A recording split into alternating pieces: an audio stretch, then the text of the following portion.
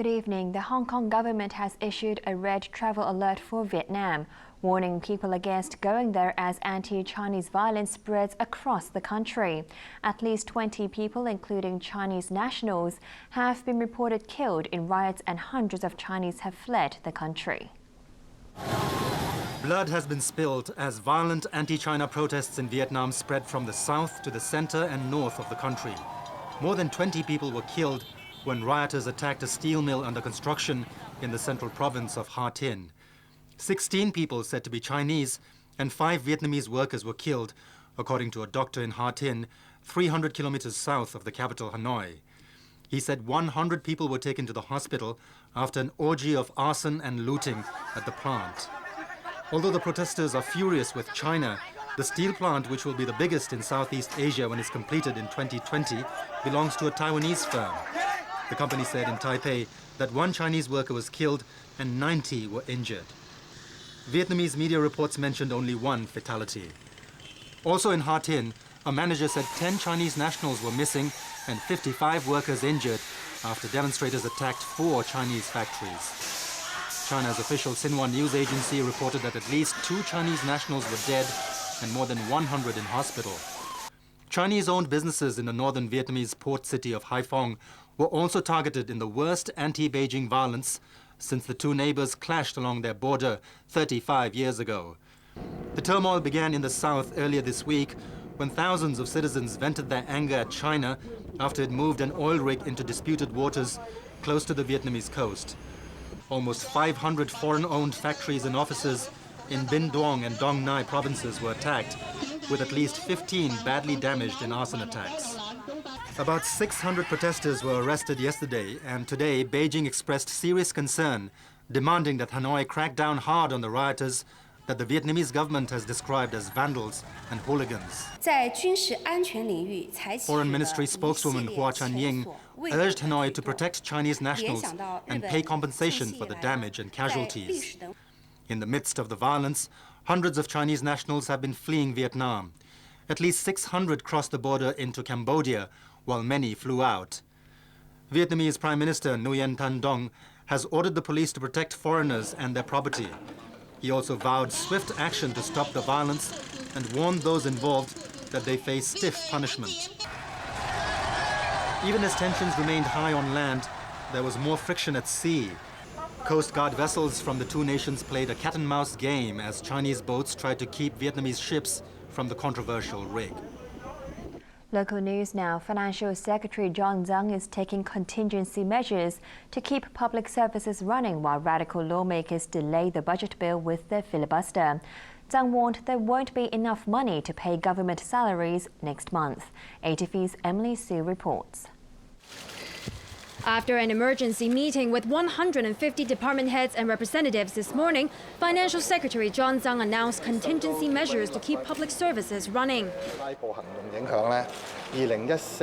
Tsang said the government would temporarily withhold funding for higher education institutions, the Hospital Authority, and the LegCo Commission in June to free up $5.1 billion. The money will be diverted to other public services and departments that will soon run out of funds because of the filibuster by radical lawmakers blocking the passage of the budget bill, he explained. But Tsang stressed the amount is not enough to sustain government operations for a week. The financial chief dismissed allegations that he's deliberately causing public alarm to pressure LegCo President Zhang Yuxing to kill the filibuster. This is not scaremongering at all. What we are doing is to present the facts, and I think we, as the central government here, deal with our colleagues in the different departments to let them know what the situation is, so that they would work with us in terms of making what the remaining resources make them last as long as they can. Tsang repeated his warning that the $78 billion of interim funding the government secured 2 months ago will run out in a fortnight. By that time, the funds of more than 60 government departments will dry up, compromising the public services they provide. Tsang rejected claims by the filibustering lawmakers that the debate can be finished by the end of this month if their pro-government colleagues turned up dutifully to meet quorum rules. If indeed, if the filibustering can be completed by the end of the month is good because the ideal time has already passed. But the sooner they can finish the filibustering, the better. But the LegCo president is more optimistic than the financial secretary about finishing up by the end of this month. So we are working towards this target date. I hope that we can dispose of the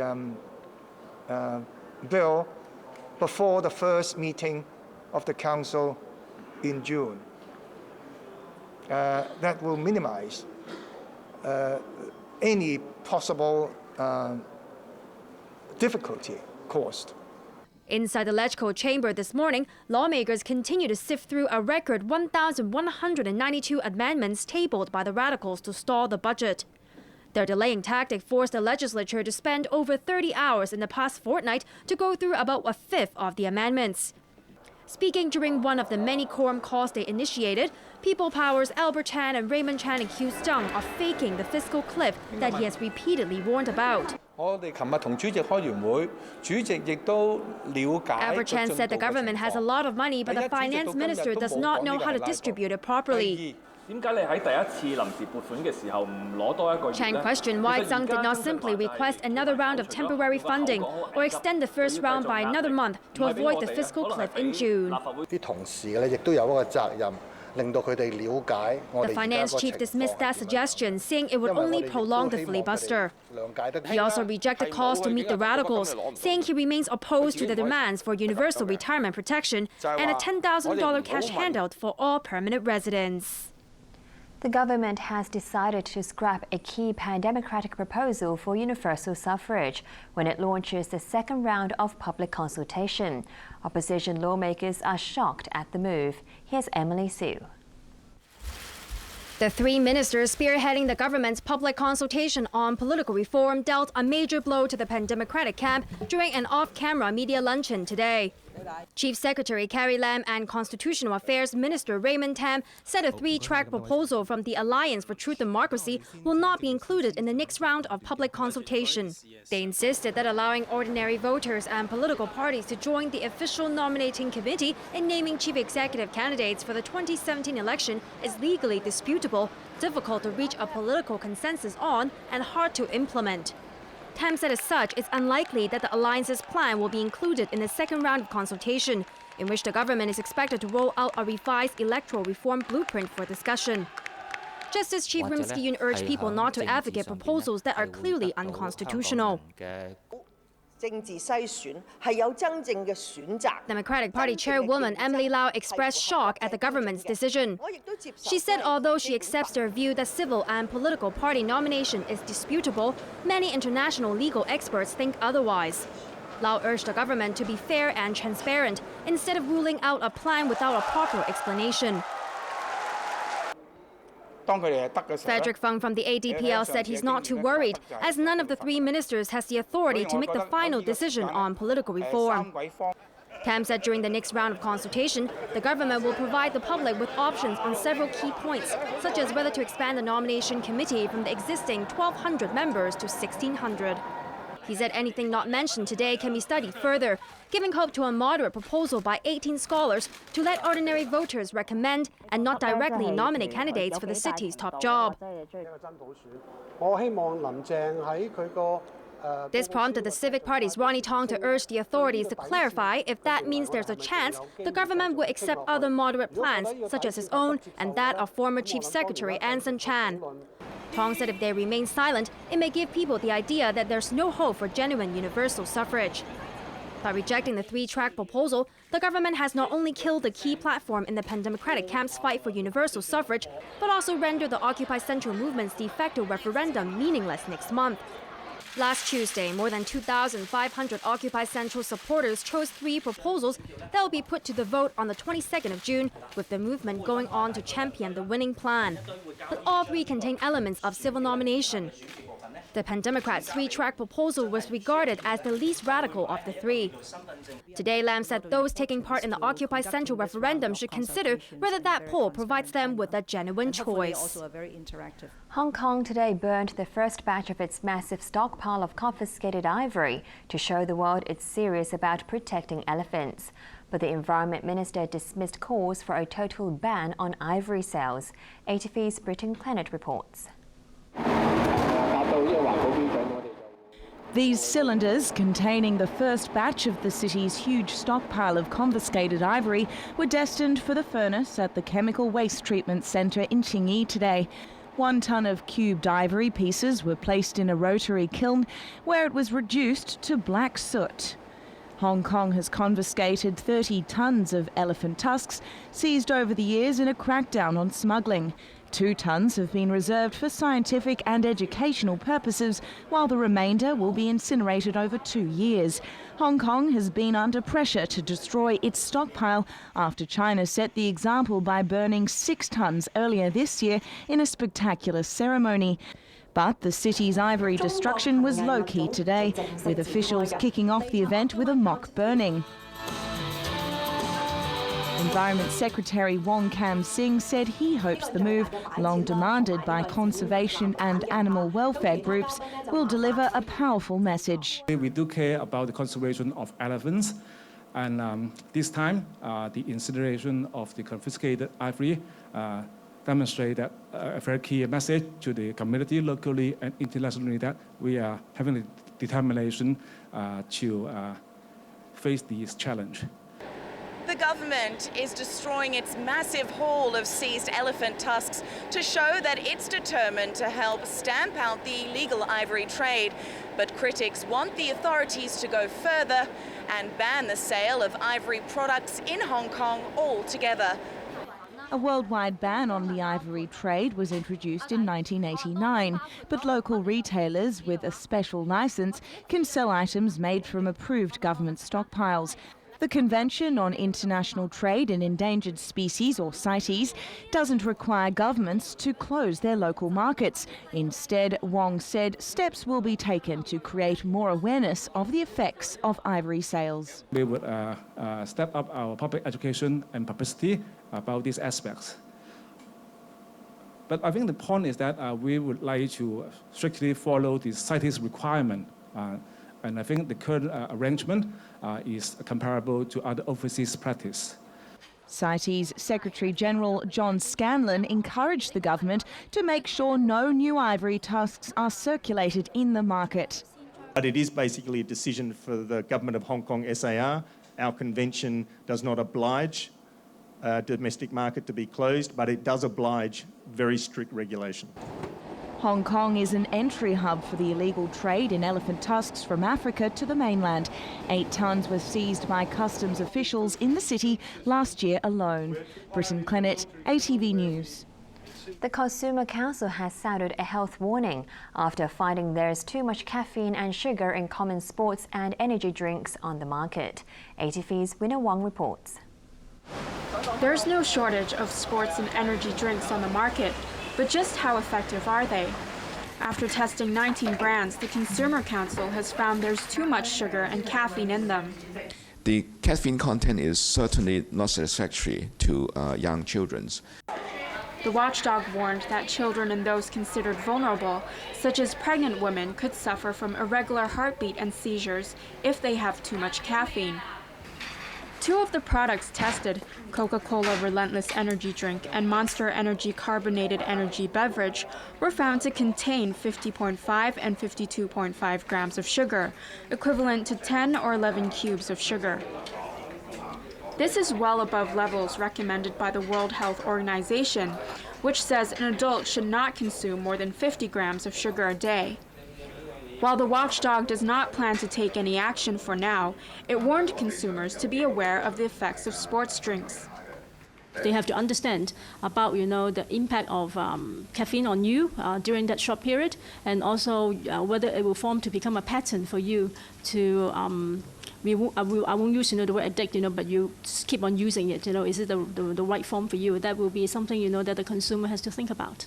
Sports drinks are gaining popularity, but the Consumer Council says they're not really needed after a strenuous workout. The best and the cheapest way is to rehydrate by drinking lots of water. With summer upon us, the council also checked 15 air conditioners and 10 electric fans to measure their cooling capacities and energy efficiency. All air conditioners tested qualified for the top grade of the energy efficiency labeling scheme. But the watchdog noted that the gadgets still have an energy efficiency difference of as much as 7.6%. The council said electric fans are an ideal alternative to beat the summer heat, as they are cheaper to operate and much more environmentally friendly. Winna Wong, ATV News. Thailand is bracing for more trouble after 3 anti-government protesters were killed in a gun and grenade attack in the capital, Bangkok. Opposition activists today forced the acting Prime Minister to abandon talks on fresh elections. Riot police stood guard outside the entrance of an Air Force school where the interim government was meeting the Election Commission this morning to set the date for fresh polls. But anti-government protesters got word of the talks and headed to the venue in northern Bangkok. They managed to slip past the police and dash into the compound.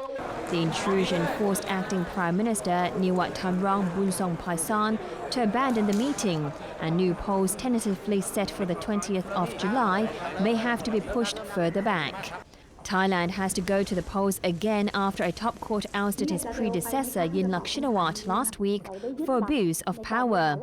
The police, meanwhile, have been searching for clues following a deadly assault on anti-government demonstrators in the early hours of this morning. Witnesses said a small group of men raided a protest camp at the Democracy Monument in the capital. Grenades were thrown before the attackers opened fire, killing 3 people and wounding about 20. No group has claimed responsibility for the carnage, one of the worst since November when tens of thousands of people poured into the streets of Bangkok at the start of a campaign to depose Yingluck. She was accused of being a puppet of her brother, former Premier Thaksin, who fled Thailand to avoid a jail term for corruption. But Yingluck defied the protests until she was ordered to quit by the Constitutional Court, paving the way for party colleague Niwat Thamrong to take over.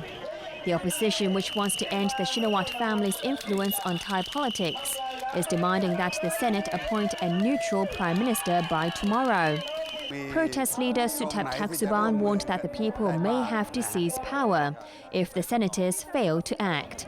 But a government supporter cautioned if that happens, pro-Yingluck activists will wrest back power.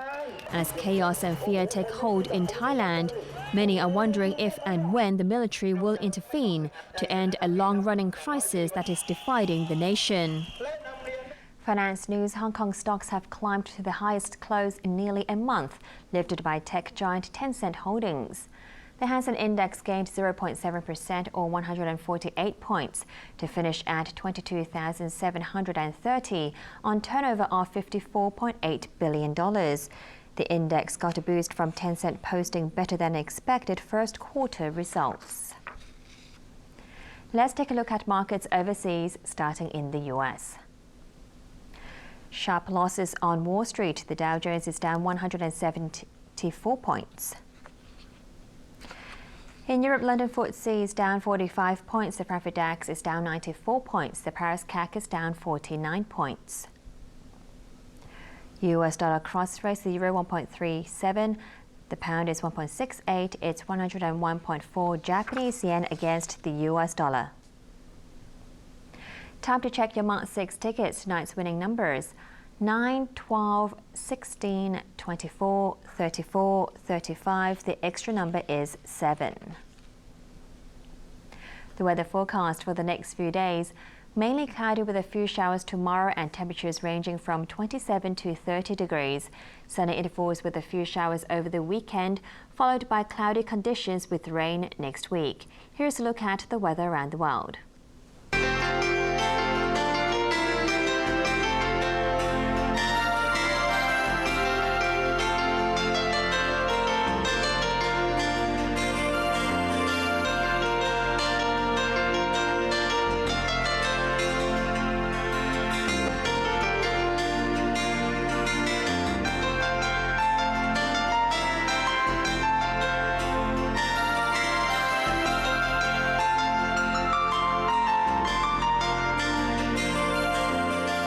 That's all the news for now. Thanks for watching ATV. I'm Edna.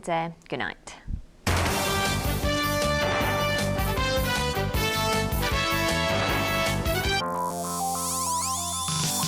Coming up, a window on.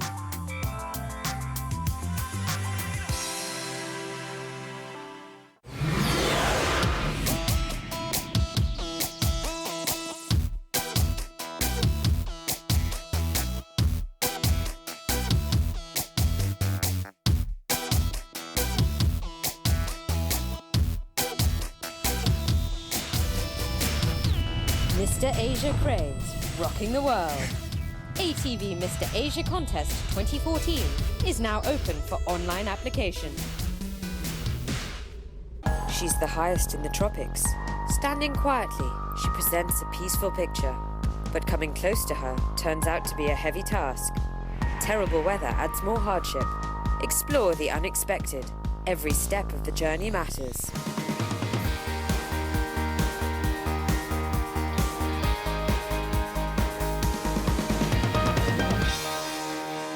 Documentary World, The Great Summits, tomorrow night at 9. In cooking, there are rules. In Aaron Craze's world, rules are made to be broken. This is what's different to fine dining, any sort of food. Believe it or not, the best delicacies are on the street. That's fantastic, look at that. Gear up for the amazing cooking tour. Rude Boy Food, Friday night at 10. 呢間鋪有呢款手袋，又有呢款限量銀包，但係佢冇。呢度有最新型號手機同平板電腦，但係佢冇。Look for the No Fakes Pledge sign. It means that the retailer has promised to sell only genuine goods and you can shop there with peace of mind. Let's support the No Fakes Pledge scheme. 呢度有齊晒我想買嘅嘢啊！我哋呢度仲有正版正貨承諾標誌添。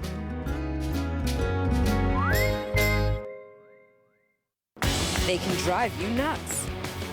From the most powerful roaring on Earth to the sexiest bodies you'll ever see. They're surely every man's dream. Drive it every Monday night at 8. When you search online for a hotel room, you get so many results. But when you look closely, you find the same hotel room on the same date for different prices. Trivago instantly compares over 150 websites to find your ideal hotel for the best price. Hotel Trivago.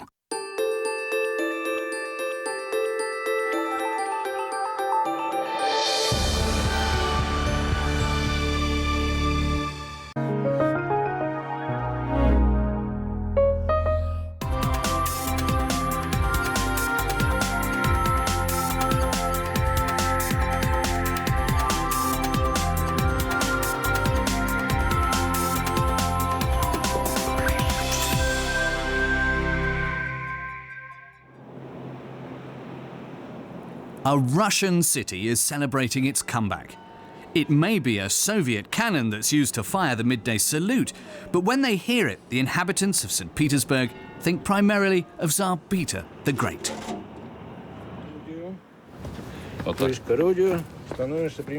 He introduced the cannon shot in the early 18th century to enable people in his new capital to keep track of the time.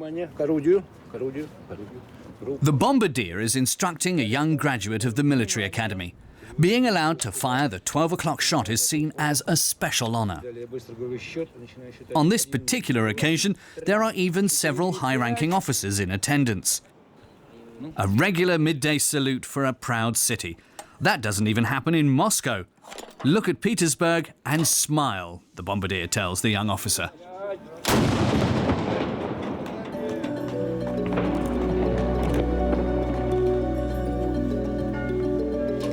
The young officer receives the shell casing as a trophy, and warm congratulations from the general.